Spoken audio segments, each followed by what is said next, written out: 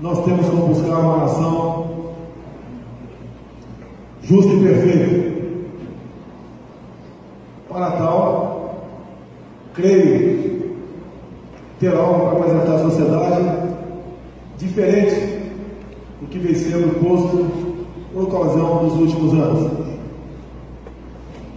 Tenho 62 anos de idade, sou formado aqui no lado pela Academia Militar das Agulhas Negras em 77, fiquei 17 anos no Exército Brasileiro, 2 anos vereador no Rio de Janeiro, estou no 7º mandato de deputado federal. Não tem nada de polêmico comigo, apenas não fujo à verdade. E a história do Brasil não é essa contada pela dita Comissão Nacional da Verdade. Nós corremos um risco ainda muito sério, tão ou mais grave que a corrupção, que é a questão ideológica.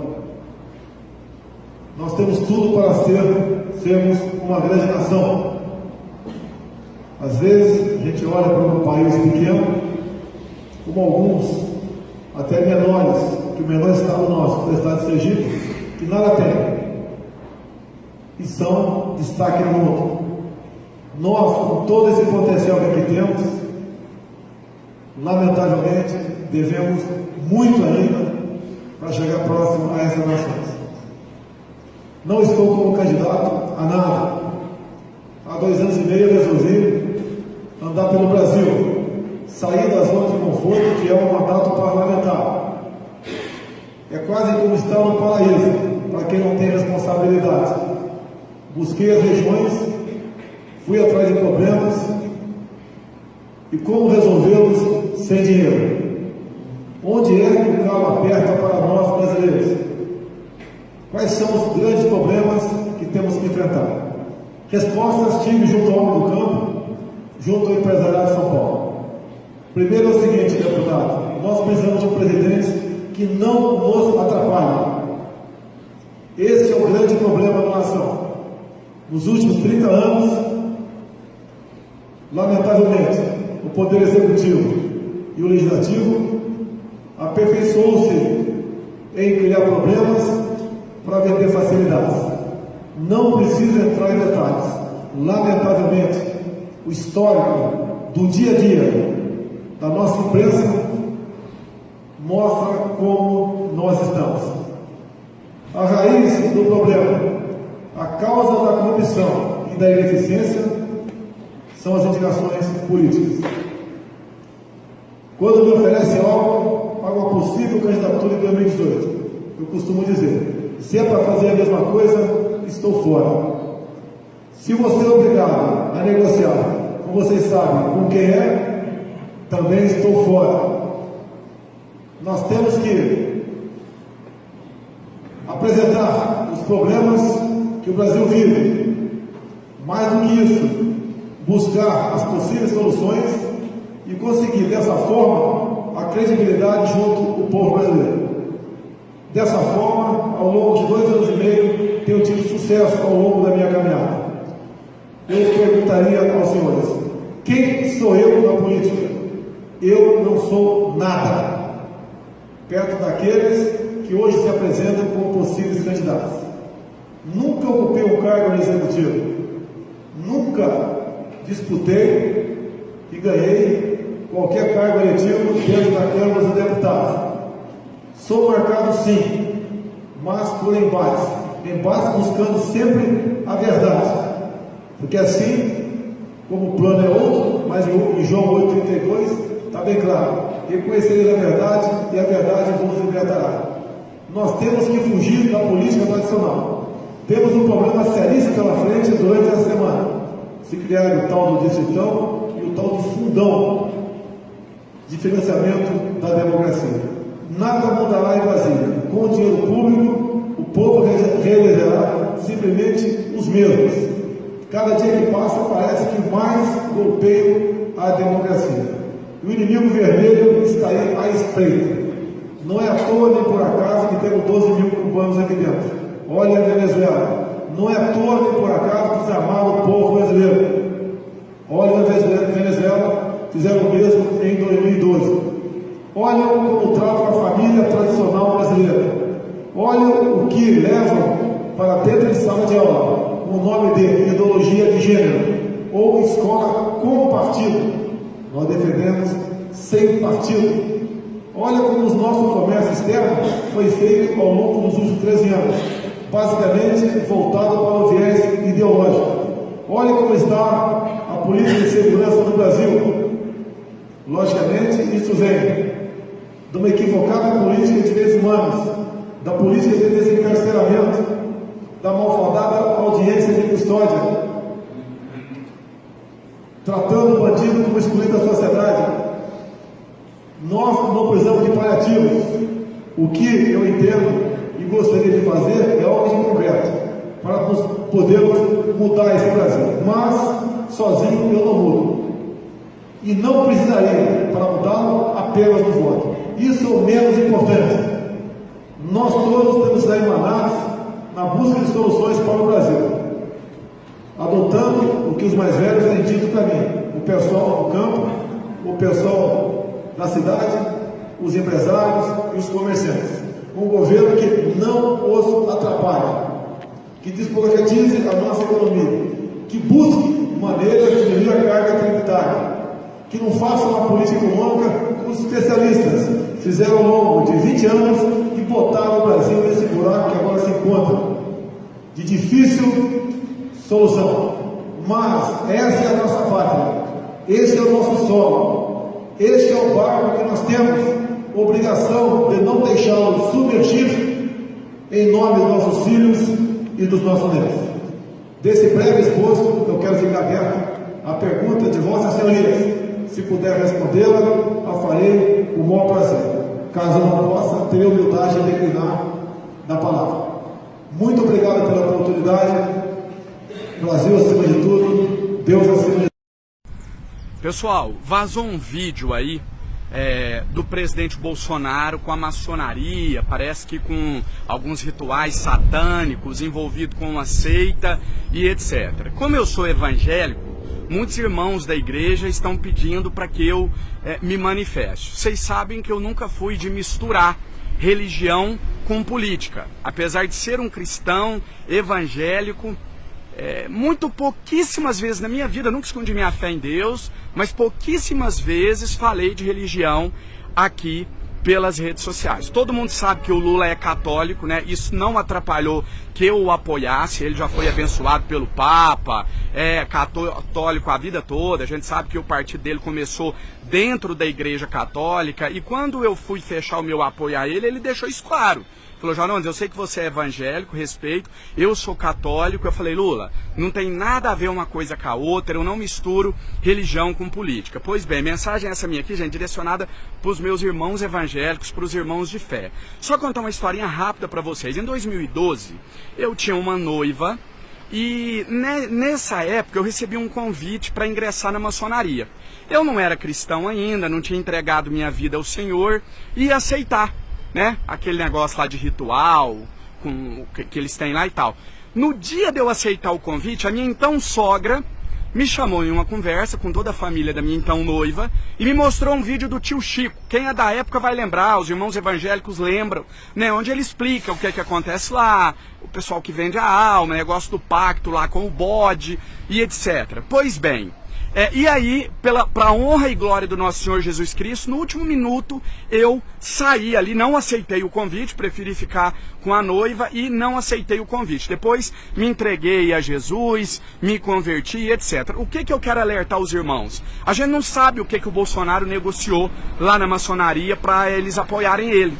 Então, não sei, eu não estou dizendo que ele fez isso, mas eu não posso garantir, por exemplo, que ele não negociou em nome dos próprios eleitores, se no pacto que ele fez não envolveu o nome dos eleitores. Então eu queria que vocês ficassem atentos com isso. Não é preconceito, mas aqui é um raro momento que eu vou misturar a religião, a questão de fé pessoal com política. Dizer que a Igreja Católica já se manifestou contra a maçonaria, falou que não é compatível com a fé cristã, por meio do Papa, né? E a Igreja Evangélica também. Eu vou colocar aqui para vocês a fala do irmão pastor André Valadão, ele que é da mesma igreja que eu, né? Eu me converti na Igreja Batista da Lagoinha de Belo Horizonte, e o nosso pastor André Valadão já se manifestou publicamente contra a união dos cristãos com a maçonaria. Eu não tenho preconceito, né? Prova disso que o Guilherme de Pádua, o assassino da Daniela Pérez, que é da mesma igreja aqui, lá de Belo Horizonte, quer dizer, eu estou aqui no Templo de Salomão, ele é da Igreja Batista da Lagoinha, apoia Bolsonaro, o assassino da Daniela Pérez apoia Bolsonaro, a esposa, e eu nunca me manifestei em relação a isso, mas aqui eu acho importante deixar esse aviso. Peço que vocês baixem esse vídeo, viralizem pelo país inteiro, nos grupos de compra e venda, brechó, nos grupos da sua cidade, a gente precisa ficar atento. Então, peço licença aqui para dessa vez dizer que quem é cristão de verdade sabe que não dá para caminhar junto com a maçonaria. Lamento aqui o presidente Bolsonaro ter feito esse pacto aí, cedido a essas práticas de bode, de sangue, não sei do que e etc, né, negociada aí em nome dos seus próprios eleitores para fazer esse pacto pela vitória. Não vale tudo pela vitória, não vale a gente abrir mão dos nossos princípios cristãos. Estamos juntos, compartilha esse vídeo muito pelo país inteiro. Para ninguém dizer que não teve acesso a isso, e pode reproduzir de montão. As TVs estão ensinando abobrinha para o povo. O senhor tem algum documento para dizer que tem liderança evangélica envolvida com maçonaria? Sim, sim. No dia 18 de outubro, entreguei para os irmãos copiarem. Aí ele cita o nome de todas as lideranças evangélicas na maçonaria. Para mim, eu falei, mas por que você não foi abrir com o Bispo Macedo? Por que você não foi abrir com o Caio Fábio? Com o Fanini, com o Fausto Aguiar de Vasconcelos? Por que você não foi abrir com o Silas Malafaia, com o Guilhermino Cunha, com o José Wellington Bezerra, o presidente das Assembleias de Deus? Pedrosa, todos esses homens estão lá na maçonaria comigo. Ameaçado de morte, não foi pelo beira-mar, não. Ameaçado de morte por pastores. Pô, para com isso. Agora, o que tem isso a ver com cristianismo, com cristão? Meu Deus do céu. Olha, cadê a câmera? Eu quero falar aqui direto para a câmera. As nossas lideranças evangélicas, o povo evangélico está sabendo quem está lá dentro. Vocês vão se pronunciar logo. Vocês sabem que está escrito lá para vocês. Ó, Senhor, eu fundei a religião, eu expulsei demônio, eu curei enfermo. Deus vai dizer para vocês, olha, apartai-vos de mim, maldito, para o fogo eterno preparado para o diabo e seus anjos. Vocês sabem que os bodes serão colocados à esquerda. Eles vão ser jogados no inferno. Não tem, a palavra de Deus é clara. Não vem com conversa fiada, dizer que não sabe, que lá o diabo se transfigura em figura de pessoas. Se você trouxer um satanista aqui entrevistar, ele vai dizer que o diabo dá dinheiro para ele, que curou ele de diversas doenças. Por quê? Isso é poder oculto. Nós estamos discutindo, isso existe. O anticristo, ele vai morrer e vai ressuscitar. Isso é impunidade, isso é injustiça. Olha aqui do lado o convite da Ku Klux Klan para uma noite evangelística. Forças ocultas vinham atuando, meu irmão. Isso aqui é um cartaz antiguíssimo que eu achei no museu da Ku Klux Klan. Olha aqui, em inglês. Grande encontro da Ku Klux Klan. Nessa terça-feira à noite. Por que os cavaleiros da Ku Klux Klan? Pelo evangelista Homer Kelly. Entusiasta, comunidade, cantores, comunidade, dos livros evangélicos, bonitos números musicais. O Ku Klux Klan patrocinando o evangelho, meu irmão, matando os negros, fazendo tudo isso. É a mesma coisa que a maçonaria faz hoje. Faz tudo o que Hitler faz. É o mesmo sentimento do anticristo. Se você quiser saber, conhecer um pouco mais do anticristo, você estuda a vida do Hitler. Para ninguém dizer que não teve acesso a isso, e pode reproduzir de montão. As TVs estão ensinando abobrinha para o povo. O senhor tem algum documento para dizer que tem liderança evangélica envolvida com maçonaria? Sim, sim. No dia 18 de outubro de 2001, um ano depois que fui levado para o hospício como doido, o Stefan Saad, eu distribuí 3.500 livros Maçonaria e Fé Cristã, de John Scott Horrell. E um desses livros... E um desses livros caiu na mão do pastor Saad. Ele saiu da maçonaria em 95. Em 2005 eu fiz o primeiro encontro com o pastor Paulo Pimentel. O primeiro encontro com o pastor Paulo Pimentel, de ex-maçom, no apartamento de 2 quartos lá na Tijuca, que os irmãos me conheceram. Isso que é intrepidez e ousadia. Um homem sozinho, pequeno, nós fizemos. E o Saad esteve lá, pastor. Ele saiu da maçonaria e me entregou. Ameaçado de morte, não foi pelo beira-mar, não. Ameaçado de morte por pastores. Ele me procurou, eles estão querendo me matar. Eu socorri, como já socorri vários pastores. Aí, o Stefan Saad sentou no sofá assim, grava que eu vou falar agora, 42 minutos. ele faz uma oração, está aqui, está distribuído, eu entreguei para os irmãos copiarem, aí ele cita o nome de todas as lideranças evangélicas na maçonaria. Para mim, eu falei, mas por que você não foi abrir com o Bispo Macedo? Por que você não foi abrir com o Caio Fábio, com o Fanini, com o Fausto Aguiar de Vasconcelos? Por que você não foi abrir com o Silas Malafaia, com o Guilhermino Cunha, com o José Wellington Bezerra, o presidente das Assembleias de Deus? Pedrosa, todos esses homens estão lá na maçonaria comigo, porque Deus mandou um homem lá na minha casa e entregou, num vídeo que eu gravei em desespero, o cara ameaçado de morte 42 minutos, ele me deu a lista das lideranças evangélicas envolvidas com o satanismo da maçonaria. O diabo faz isso, ele te dá toda a autoridade, depois puxa o seu tapete. É um poder que não tem na Constituição brasileira, não permite essas entidades funcionarem, e muito menos na Bíblia. Se em João 18, 20, pastor Jesus disse, respondendo-lhe Jesus disse,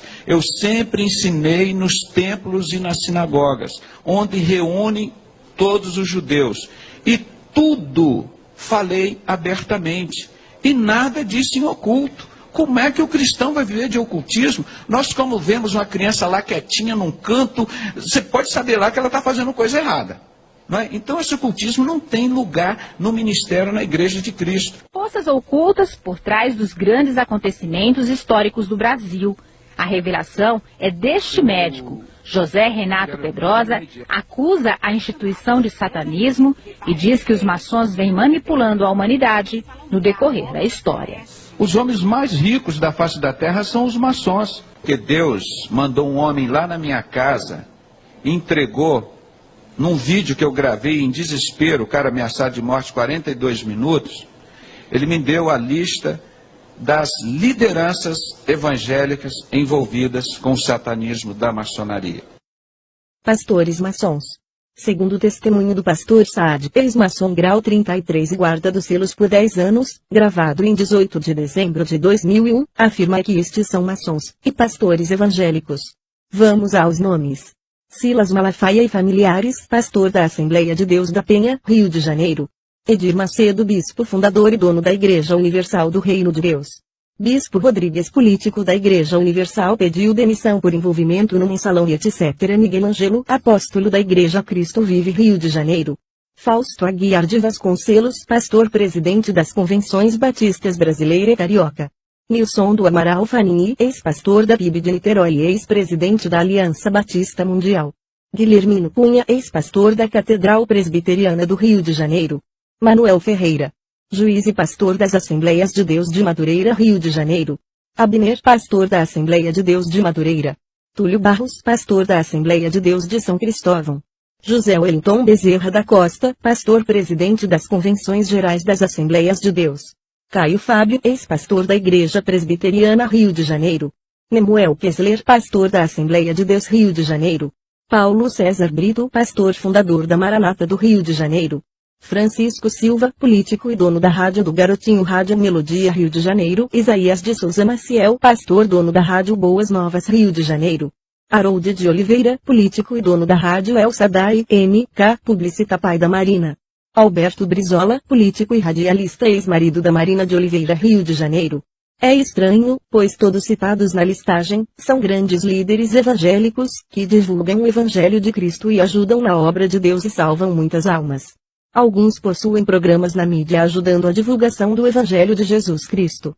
O que realmente deve ser preocupante a todos nós é a qualidade de vida e poder que esses falsos líderes têm apresentado e levado as pessoas a experimentarem no momento em que supostamente aceitam a Jesus como seu Salvador. Esses irmãos usurpam uma falsa liderança e se estabelecem líderes do povo Laodiceia. Vejam só comigo o que pode estar acontecendo. 40 mil pastores, além de seus auxiliares, como presbíteros, evangelistas, diáconos, entre outros, estão manifestando quando oram pelos irmãos e pessoas necessitadas do Senhor e sua salvação, ou então quando dizem às pessoas irmãos que recebam o Espírito Santo de Deus e falem em línguas estranhas e profetizem. Raciocinem comigo como essas misturas com espíritos malignos e anticristãos estão trazendo milhares e milhares de experiências malignas para os ajuntamentos cristãos, ao invés de estarem recebendo o Espírito Santo, estão compartilhando entre si com espíritos enganadores e manifestações que imitam as coisas de Deus, que não é difícil de ver, pois estão produzindo vazios e falta de mudanças no caráter do homem, estão blasfemando contra o Senhor Jesus. Quebraram o governo do espírito pelo governo do homem. Imagine você ser o dono da casa e não poder entrar em sua própria casa, ficar literalmente fora. Veja o que uma aparente e simples aliança pode fazer. Você pode me perguntar, mas a salvação não é individual? E o cuidado do Senhor também não é individual? Digo que tem razão. A salvação nos é apresentada mediante ao Espírito Santo, nos convencendo do pecado, da justiça e do juízo. Mas as multidões estão recebendo mensagens levadas por espíritos malignos que não procedem do Senhor, ou seja, não são levadas a reconhecerem seus pecados, e nem experimentarem o novo nascimento, e com isso não têm suas vidas transformadas pelo Senhor, mas viram crentes nominais, ímpios religiosos que não se converteram e nem receberam Jesus como Senhor de suas vidas, apenas propostas de receberem mudanças, cura interior e benefícios financeiros.